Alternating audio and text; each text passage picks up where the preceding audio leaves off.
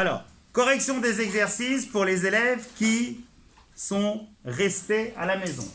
Alors, vous avez, comme vous pouvez le constater, 5 fonctions à dériver. Je reprends pour tous.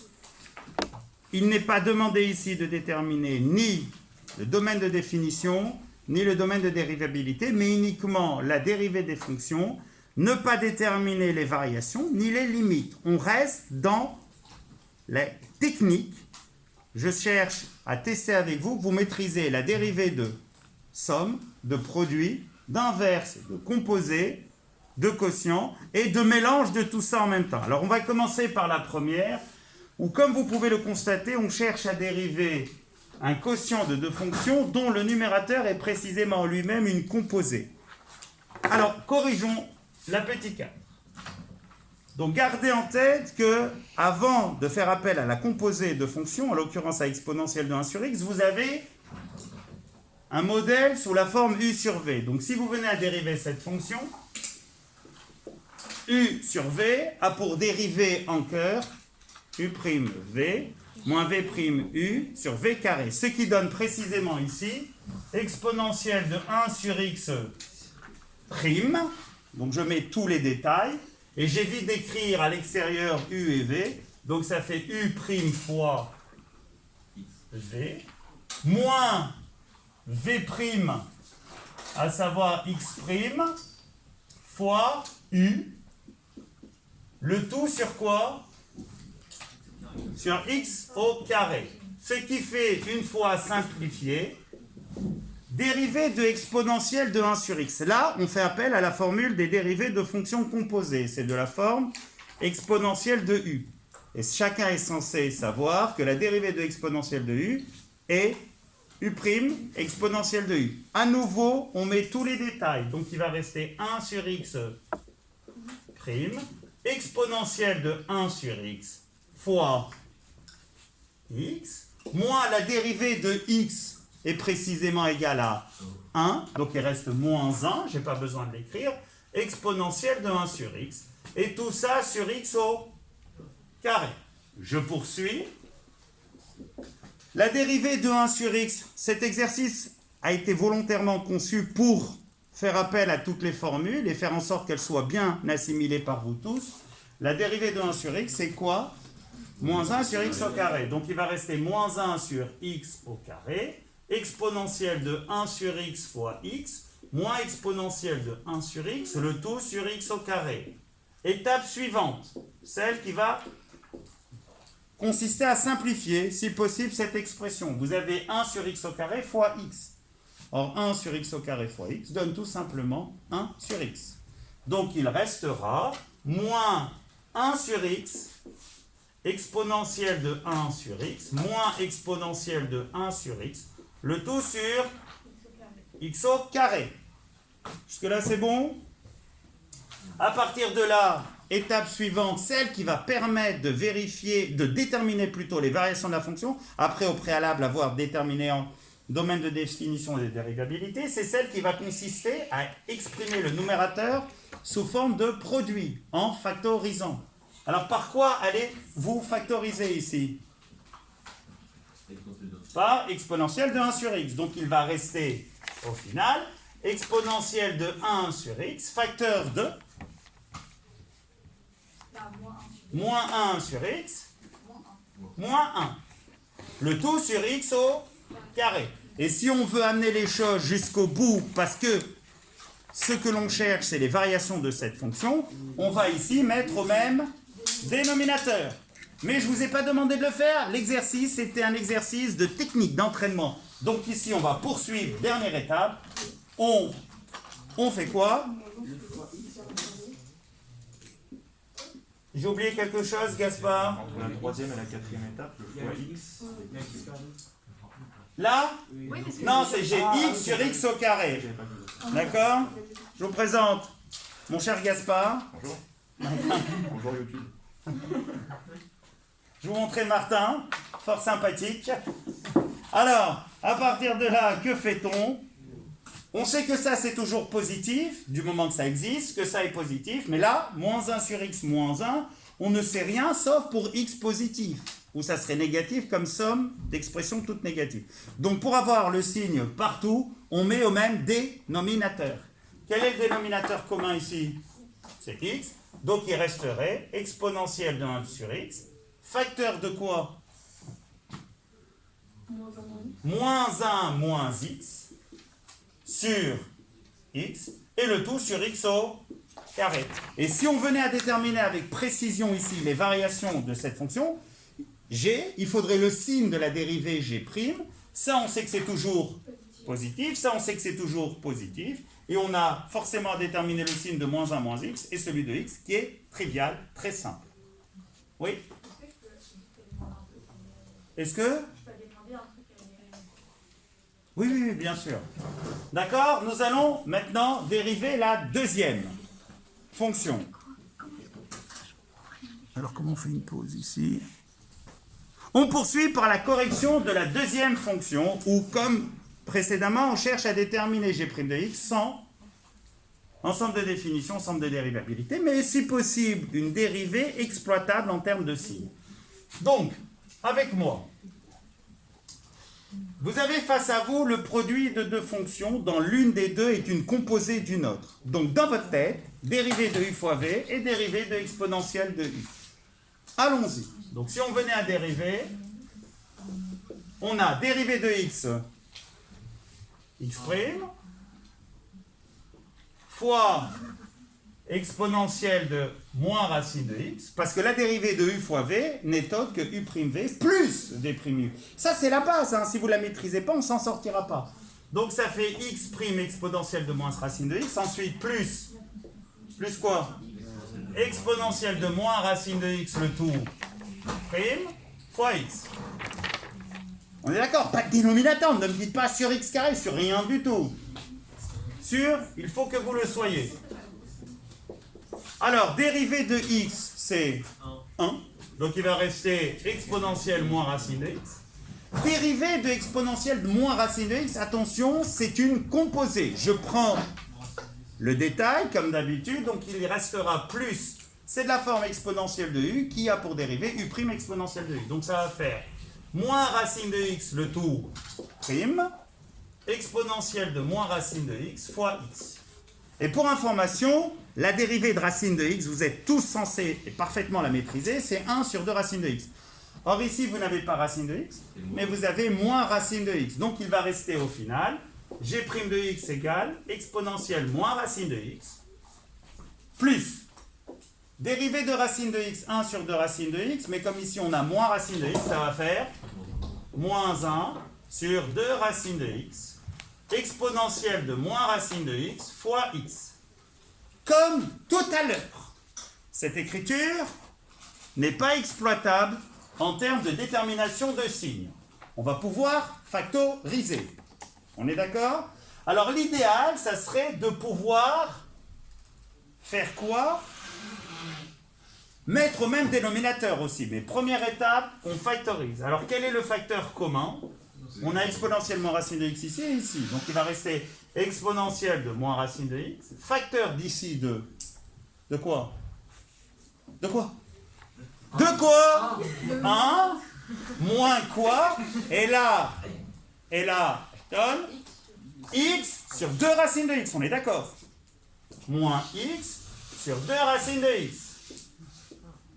Là, si on venait à prendre sa calculatrice et vérifier, la dérivée est la bonne. Mais pourquoi j'ai fait ici, là? Parce que je ne cherche pas la dérivée de racine de x qui est 1 sur 2 racine de x, mais je cherche celle de moins racine de x, qui va de ce fait être égale à moins 1 fois la dérivée de racine de x. Alors à partir de là, si on vous demande uniquement de déterminer g' de x, le résultat ici est amplement suffisant. Si par contre on vous demandait de déterminer les variations, il faudrait poursuivre pour avoir le signe de la dérivée. Deux possibilités. La première, on met tout au même dénominateur. La deuxième, ce qu'on a déjà vu en corrigeant un autre exercice, c'est que x sur racine de x se simplifie. Vous êtes d'accord? X, c'est racine de x fois racine de x du fait de la positivité de x ici. D'accord? Donc il va rester quoi au final? Ou alors vous mettez au même dénominateur. Alors celui qui met au même dénominateur, il obtiendrait quoi? On va faire deux possibilités. Le dénominateur commun n'est rien d'autre que 2 racines de x. Et il resterait alors 2 racines de x moins x. Mais tout ça, c'est bien trop compliqué. Ce n'est pas ce qu'il faut faire. Donc, j'efface. Je ne vais pas mettre au même dénominateur. Je vais juste utiliser le fait que x est positif. Et de ce fait, x, c'est la même chose que racine de x fois racine de x. Donc, je vais avoir racine de x fois racine de x sur 2 fois racine de x. Je peux procéder à quoi ici? À une simplification. Et il va rester g' de x égale exponentielle de moins racine de x, facteur de quoi? 1 moins racine de x sur 2. Et si je veux pousser l'exercice jusqu'au bout, je pourrais tout mettre au même ici dénominateur, mais ce n'est pas une obligation. Et on obtiendrait alors g' de x égale exponentielle moins racine de x, facteur de quoi? 2 moins racine de x sur 2. Et là, on finit aisément par l'étude des variations. On sait déterminer le signe de tout ça. Je fais une pause. On poursuit avec la 6e. Comme vous pouvez le constater ici, il y a une somme, mais il y a une puissance. Donc on a une composée de fonctions.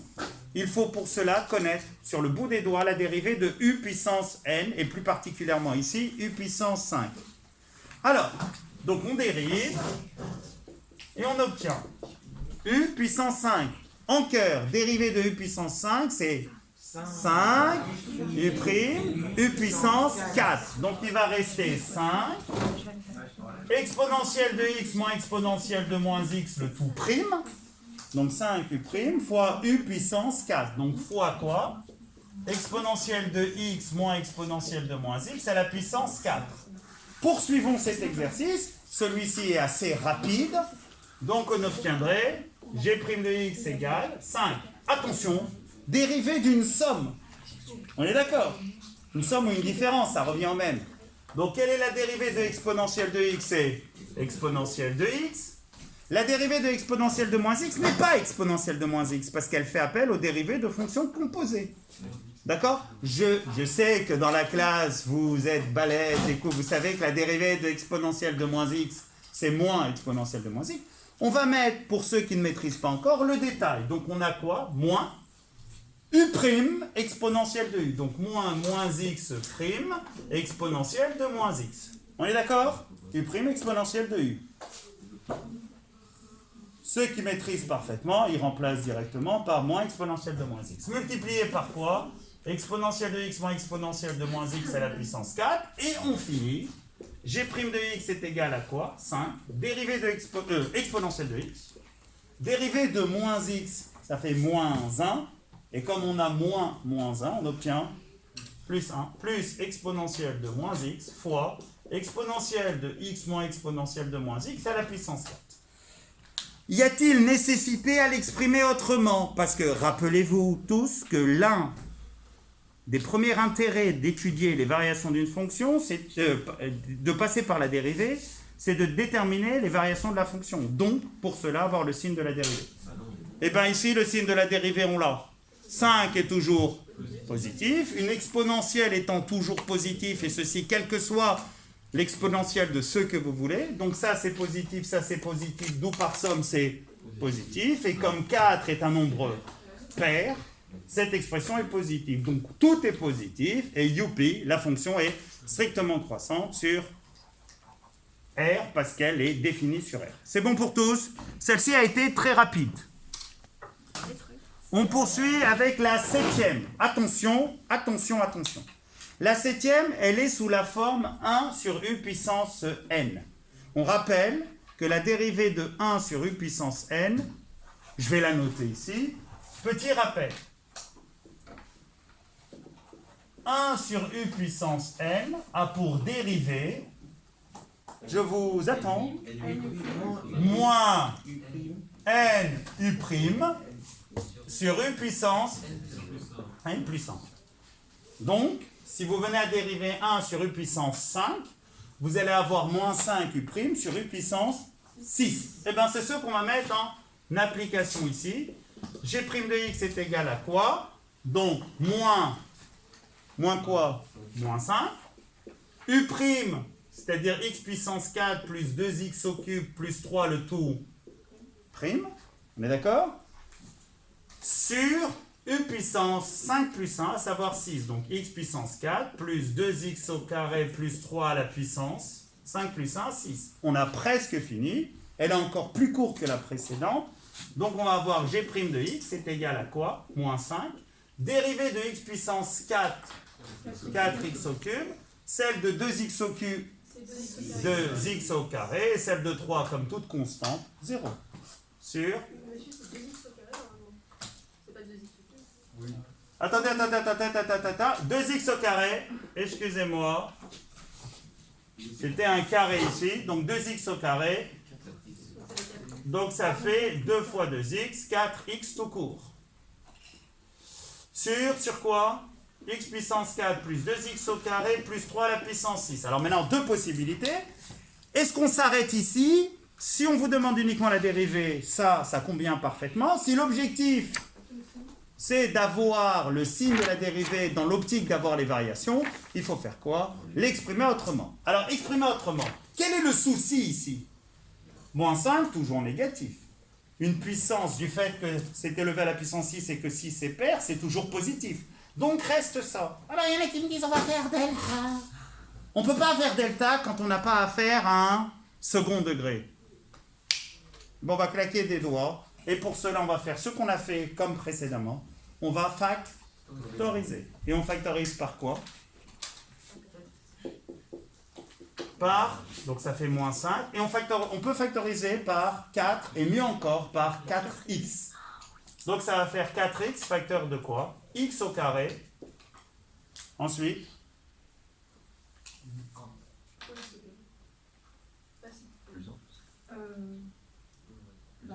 plus 1. Sur x puissance 4 plus 2x au carré plus 3, le tout à la puissance 6. Et que comme moins 5 fois 4 donne moins 20, et regardez, c'est magique. Attendez, c'est magique parce que je me suis arrangé pour prendre un énoncé où le résultat permet ça. Alors, qu'y a-t-il de magique ici? C'est que sur l'ensemble de définitions, alors si on est malin, que je vous avais demandé quel est l'ensemble de définitions, regardez, c'est R. Parce que je me suis arrangé pour prendre que des puissances qui soient paires. Donc x puissance 4, c'est toujours positif. X au carré, tout comme 2, sont positifs. Donc 2x au carré est positif. Donc que peut-on dire de x puissance 4 plus 2x au carré plus 3? C'est toujours supérieur ou égal à 3. Et si c'est supérieur ou égal à 3, c'est différent de 0. Donc cette fonction est définie sur R. Alors maintenant, en termes de variation, du fait d'avoir la dérivée sous cette forme, x au carré plus 1, en tant que somme de termes tous positifs, est positif. En tant qu'exposant pair est positif, donc c'est du signe de moins 20x. Et le signe de moins 20x, rien de compliqué. Quand x est positif, moins 20x, à savoir le signe de g' de x sera négatif. Et quand x est négatif, il sera positif. Donc on a les variations. J'arrive, on va corriger la dernière. La sonnerie a retenti, mais on poursuit. Alors, on dérive la dernière, la 8e. Alors, vous avez face à vous un produit de deux fonctions qui, toutes deux, sont des composés. Ah non, racine de x, c'est une référence. Et exponentielle de moins x, qui pour vous, maintenant, bien qu'une composée, ça peut être aussi une référence. Alors, c'est pour ça qu'on ne va pas bloquer les élèves à la récréation. Il va falloir que je boive un peu. Excusez-moi, j'arrête de parler. Donc, la dérivée va donner, attention, c'est un produit. Et on obtiendra alors racine de x prime fois exponentielle de moins x. Ensuite, plus exponentielle de moins x prime fois racine de x. Et il s'ensuit, et je vais vous dire à ceux de maths experte A ce soir, d'accord, les autres A, j'ai dit, dérivée de racine de x, 1 sur 2 racine de x exponentielle de moins x. Dérivée de exponentielle de moins x, maintenant on a tous compris que ce n'est pas la peine de passer par une fonction composée. Moins exponentielle de moins x fois racine de x. Cette écriture est juste, elle est inexploitable en termes de signes. On va tout mettre au même dénominateur et aussi en factorisant. Alors, on peut factoriser par quoi? exponentielle de moins x, facteur de 1 sur 2 racine de x moins racine de x. Youpi, tralala, on met au même dénominateur. Quel est le dénominateur commun? C'est 2 racines de x. Il va rester quoi? 1 moins 2 racines de x fois racine de x. Et vous maîtrisez tous le résultat qui dit que racine de x fois racine de x donne x. Il va rester exponentielle de moins x, facteur de quoi? 1 moins 2x sur 2 racine de x. Donc, le travail que vous aurez à faire pour la séance précédente, tous, que vous soyez en distanciel ou en présentiel, c'est le suivant. Vous allez reprendre tout ça, toutes ces fonctions en détail les unes après les autres, et vous allez me rajouter les variations. Pas les limites, parce qu'encore on ne maîtrise pas suffisamment les limites. Au revoir.